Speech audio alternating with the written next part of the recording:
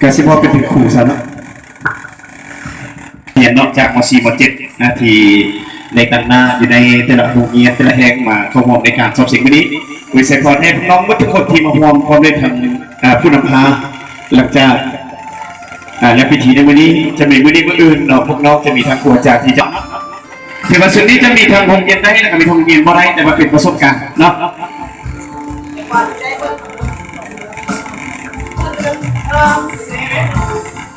ฝากจิตฝากใจชีวิตครูฝากใครเนาะ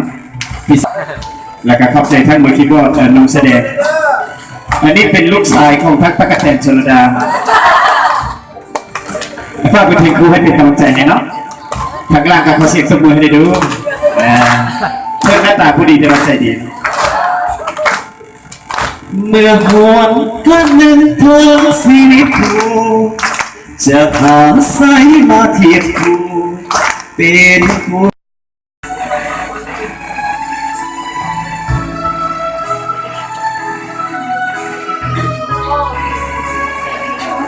โหว่าเสียงเพลงนี่เป็นของคน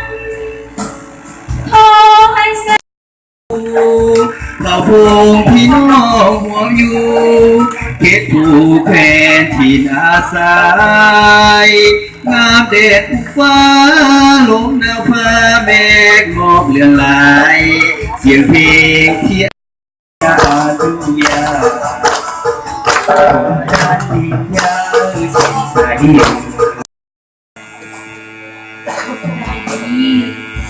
นางเซลคอนมาเจ้าโรงเรียนมาสอนเขาเองเขาจะร้องเพลงกุศลมีศิลาเป็นครู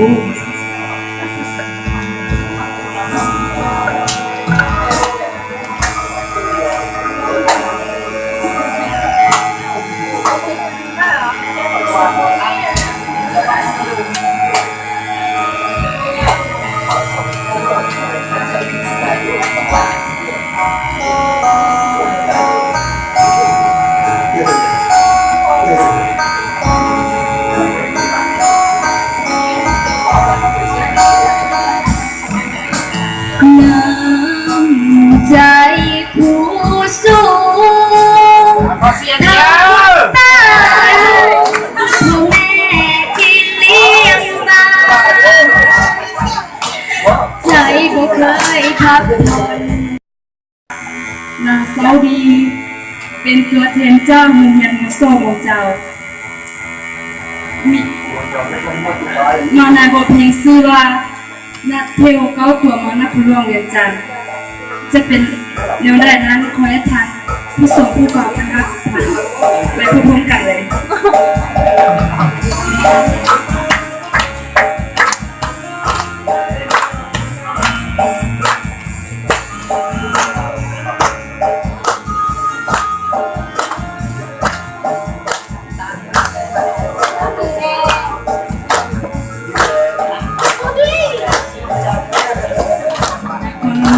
เวียงจันทร์ไอ้นั้นคงมันสัญญาว่าโอ้พรรษาสนองมาเที่ยวทรงเห็นบุญสู้เรือบุญทาโลน้องเองจะมาฮ้องเพลงเพลงสุรองในใต้บ้านเฮาชื่อเสียงประกวดใจก็ฮักเอาไปดูดินแดนแห่งนี้สู้ที่ใจใครแล้วบ่อยากได้ยามเพ่งในตัวบ้าน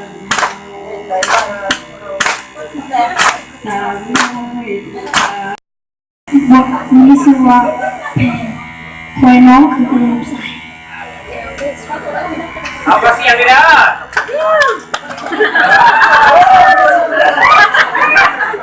เด็กๆกับวิบัติ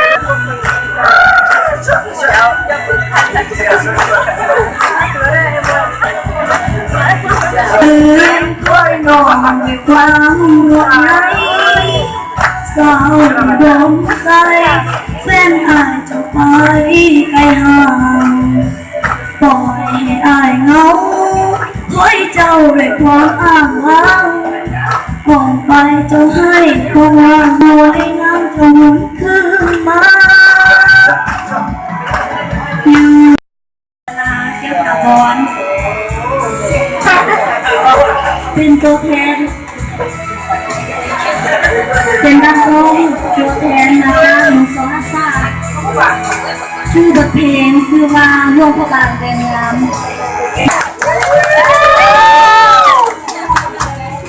โอ้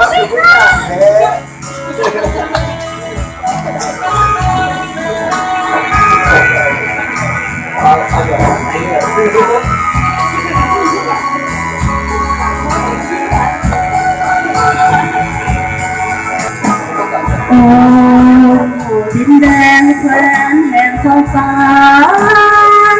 สวยงามตระการดังเทวันสันสาสมคำเล่าเมืองพระบาง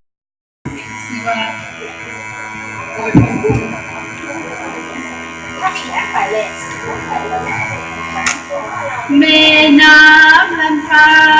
รสายน้ำที่เส้นสู่สันเขาดังยิ่งใหญ่เส้นทางคงงานใจ สุดโต่ง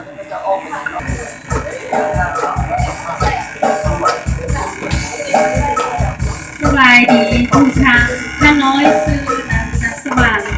มาเจ้าของเฮียมอเตอร์เดียวกันซึ่งถ้าน้อยมาห้องเพลงซึ่งมีบทเพลงชื่อว่าที่ห้องโฟมเพลงถ้าว่าจะเป็นเนี่ยจะโทรให้ทุกทางค่ะฟังจ้าโคเย็นเตอเป็นทาง想着霹雳啪啦。